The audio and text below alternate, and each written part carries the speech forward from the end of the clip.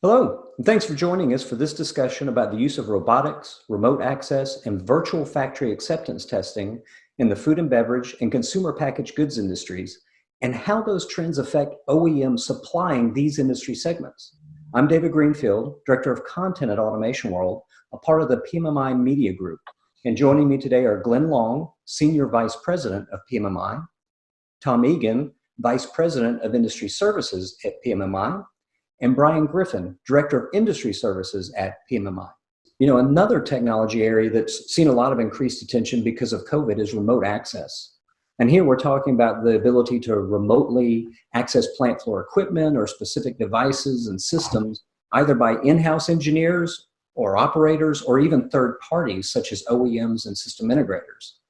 And like cobots, this technology has been around and developing very quickly over the past several years now, but it's really seen an accelerated level of interest due to COVID in the past year. And I know, Glenn, you've been very focused on the trends around remote access between OEMs and consumer packaged goods manufacturers.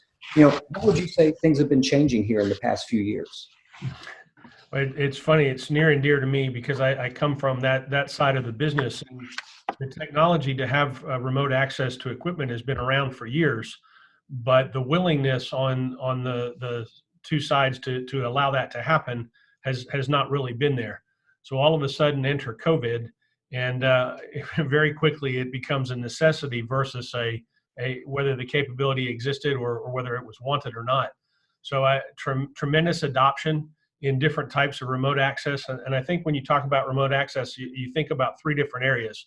Certainly there's a service aspect of it, and I believe that's where a lot of the companies were first thinking, to be able to access a machine remotely for the purpose of fault diagnostics or program fault diagnostics and so forth. So it was more of a service thing. But the other two elements that we see a lot now are training. We went with the OPEX Leadership Network and our Industry Relations Committee on a sort of a field trip to Emerson last year, and that was certainly something that they were a proponent of. And it's possible now to conduct training in a way that we've never been able to do it before through augmented reality, virtual reality. There are training elements that can be conducted with staff remotely that just were never possible before. So I think that's a second element of remote access. And I think the third one is predictive maintenance, and the ability now to get into a piece of equipment remotely and to see what's happening with motors and drives and temperatures and loads and things like that is just a tremendous leap forward. It's been around in other industries for some time, and there's a trickle down effect. I mean, certainly the cost of the equipment has a lot to do with the ability or the viability of that kind of predictive technology. But certainly remote access now has become a needed technology.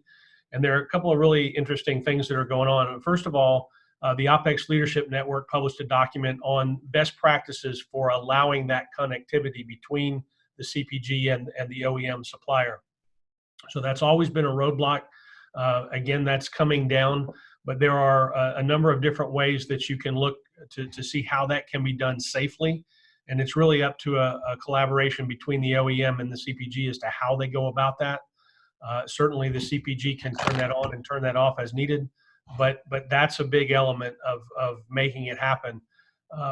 We've also seen instances in the service realm where we're now, out of necessity, there are trained professionals on one side being able to walk less trained or less skilled employees of CPGs through very complex tasks.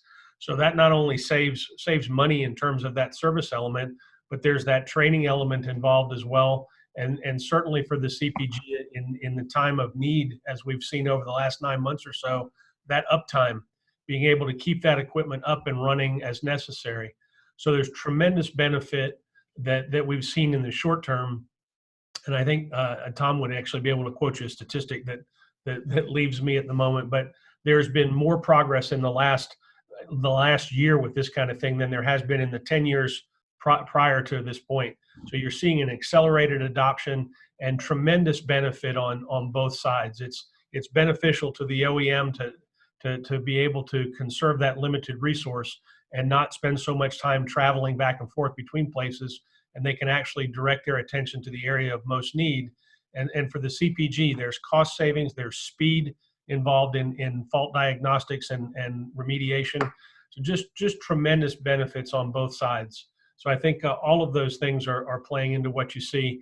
And it's, again, trickle-down effect. A lot of the suppliers of this type of equipment are seeing this happen, and they're being pushed to adopt it more rapidly. So you're seeing not only innovation, but adoption in this technology.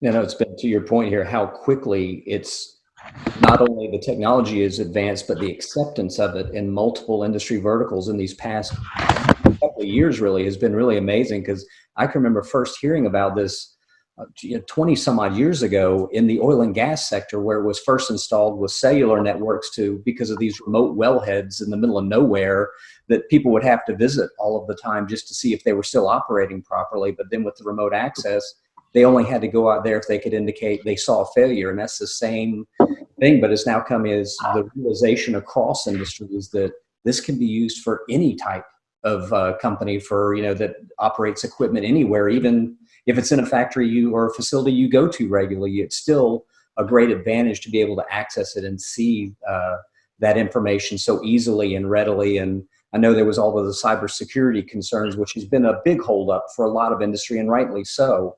But a lot of that's being addressed and can be addressed through a number of factors. So it's not quite the concern that I think it once was, say, 4 or 5 years ago among many in industry. Yep. Anything else to add, Tom? Yeah, in September of 2020, PMI's Business Intelligence Group published a study on trends in the adoption of remote access. So that's a great reference document to see some of the different things that people are doing and how it's being deployed, because I think it's interesting to see the innovation and the imagination in some of the suppliers and how that technology is being deployed. I think beyond just the great applications that Glenn mentioned, which really justify the need and the cost for doing these technologies, we also have to look at how we do remote access to make sure that it's safe, it's secure, that we avoid the cybersecurity issues that you brought up, Dave. And OMAC, the Organization for Machine Automation and Control, is just now releasing a new best practice document on how to implement remote access technologies in factories. There are a few key subjects from the guide that merit some comment here. Perhaps the biggest component to a successful remote access solution is not necessarily the technology, but the people that are involved. One of the biggest things that we have seen over the years as we've tried to implement remote access is the conflict between IT and OT. IT is all about cybersecurity and maintaining control of those networks, and they do a fantastic job of it. But OT is all about, we need to manufacture right now. We can't stop for doing a patch, for example, because stopping right now to do that patch means we throw away the batch, which could be hundreds of thousands of dollars of lost product. So there needs to be a point where those two factors come together and discuss what are the needs of both sides. Understand what each side of that equation needs in order to successfully implement remote access tools. Then once all of the players are on the right page and they're communicating well, then they can turn to the task of developing the remote access solution, which type of remote access they want to use, assessing the current situation within the factory and what the needs would be from a technology standpoint, and then getting everything to play well together. But it all starts really with that human aspect of the solution, not the technical one. Yeah, and for me, I'm going to take off from what Brian said there for a little bit, still with that OMAC report, which I agree, I thought was very good. Some real success ideas for implementing remote access. I learned a new term there when that ITOT piece, first time that I saw it in a report anyway, which was it was CIA and AIC. And Brian, I hope I have this right. But the CIA element was that the IT groups looks at confidentiality, integrity, and then availability, meaning the availability of whatever the resource is. Whereas the OT group looks at availability first. They look at AIC. And I thought that was an interesting piece. The production group, the OT people, are looking at that need for availability, meaning the remote access. I need it data now. I want to see what's happening on the line. And I just thought that was a really good for me, an easy statement to look at and say, they're looking at the same problem. They're looking at it through two different facets of the same problem. And so that's why until that discussion takes place, sometimes we have the conflict. So I think that was a good takeaway on that piece.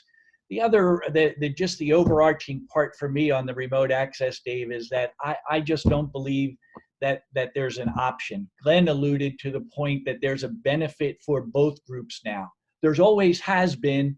Perhaps the pandemic has really pushed that to the fore because of the restrictions on travel, for example. But the benefit is that the cost of downtime is just too high. It's too high for the company that's trying to make a product to get into the marketplace to sell. And it's too high for an OEM that's trying to support the equipment and has to get a human resource to the location. So if you're able to at least go in and take a look at that, at whatever the issue might be on a production line, or even to be monitoring that in the ultimate as a way of accessing and utilizing beneficially that remote access, it's that understanding that just downtime is just too expensive now. What can we do to reduce that time frame? Remote access is one approach that will absolutely work. Dave, I think we've always looked at this as the OEM and the CPG being the two sides of the remote access question. And I think for the CPG in and of themselves, there's tremendous capability for being able to remotely access equipment in different facilities, or for supervisors that are in big plants that have the ability to be notified, or even outside the plant to be notified that something in the line is not functioning correctly, or it's not functioning at its optimum efficiency. I've been with CPG employees outside the plants on visits when they're notified via their cell phone that something in the line is dropping below a certain point, and they literally excuse themselves to be able to go and get a hold of the plant and address it. So there's definitely that OEM and CPG connection, and it's that remote access part. But for the plants that have multiple lines and multiple facilities, just within their own organizations, there's tremendous capability and promise in the development in the machinery world for that data to be gathered and then output. So remote access, I think, has two connotations. There's the outside connotation where you're talking about the OEM and the CPG, but then the inside connotation where it's being used within a big group. So you're seeing tremendous now appreciation for the ability to do it, and finding ways that it can be done safely, and just beginning to realize the benefit, because there's a lot of data that's available there. And the question is now, how do you gather it and how do you use it properly? Absolutely. I think to both of your points there, and what we've been talking about here in just the past couple of minutes about, it's been both cultural issues, organizational issues, and bottom line cost issues. And I can remember when I first started writing about remote access technologies, several years ago now, the big factor was the cost issues, the bottom line benefits to, end users who adopted this. But that didn't seem to be able to overcome the cultural and organizational issues that existed in these companies and have for years, for obvious reasons. But it's interesting that, what's happened in the past year has kind of forced industry's hand to rethink how things have to operate. And so I think at this point, they're starting to see those bottom line benefits that have been talked about forever. They're being able to see, like, not having the amount of downtime or virtually no downtime, the reduced cost of travel and having to send someone to these, sites all the time, or to go physically check out these various facilities or pieces of equipment that they don't have to travel there to do now. I think all of that, as that falls to the bottom line and they see that is kind of coming full circle back around again now that we've gotten over some of those cultural and organizational issues that have always existed. So that's been, an interesting development for sure. And Brian, just before we leave that, Dave, Brian, I think OpEx did a fantastic job talking about the different technologies involved in remote access from a business perspective. And that might be something to comment on. Yeah, that's the document that Glenn referred to towards the beginning of his discussion. Was OpEx put together a document on different technologies that can be used for remote access, and it compared those to having a technician come on site. And it did it in a very graphical way that's easy for anyone within the business world to understand, using some icons to show what are the relative benefits of one type of technology over another type of technology across various axes, such as the cost of the OT infrastructure to do it, the cost of the IT infrastructure to do it, the training required for maintenance and operators to be able to utilize it, etc. So it's a very good document with a very simple chart in it to give the CPGs and OEMs at least a starting point to start those discussions. No, absolutely. Thanks for pointing that out, Brian. Yeah. So, one other technology area associated with remote access that's seen a big boost in this past year has been augmented reality for preventative maintenance. And much of what I had seen in terms of application examples anyways over the past few years had almost always been in the discrete manufacturing industries, but I've been seeing more and more references to it in food and beverage. For example, through Cisco's project with the Dairy Farmers of America that we covered recently. Are any of you hearing much about the use of augmented reality for preventive maintenance and or training, as you mentioned, Glenn, with food and beverage and CPG producers? Yeah, there was an article in this month's Pro Food World magazine about using it for training for sanitation, which is a very specialized thing. And through the use of augmented reality and virtual reality technology, they were able to walk like I said, a lesser skilled worker through the very complex process of sanitizing a particular piece of equipment. So surely that technology is out there. I think it's also very helpful for operators and maintenance people in food plants to be able to deploy that in terms of maintenance and repair, even without the OEM being involved. I mean, there's a tremendous amount of information from OEMs on simple things like threading film, for example. I've seen it used for that when they have such turnover in the food plants with the operators for the equipment. Even what you would consider relatively simple tasks are difficult because the training isn't there to pass that knowledge from worker to worker. And then with the turnover, this technology allows, again, even lower skilled workers the ability to walk through a step-by-step process and get that job or that task accomplished. So for sure, it's becoming more widely available again as the price drops and the technology advances. And Dave, you're the article that you referenced about Cisco, I was reading for the first time, and I really liked what Cisco was looking at, which is they have a technology and there is a need. How do they partner with organizations to do that? So I thought the use where Cisco said, we're going to give you or provide at a very reduced cost, a full suite of tools so that the workers, the managers, and the corporate can really understand just what's happening with those. Excellent example. It involved all parts of the organization. The individuals that are down on the plant floor are getting information to help them do their job.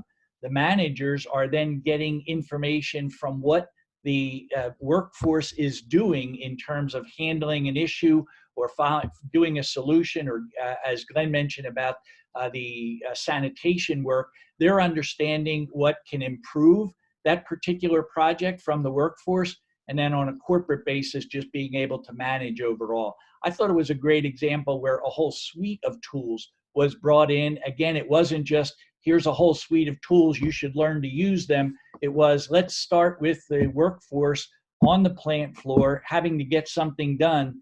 How can we build up from there? I thought it was very good.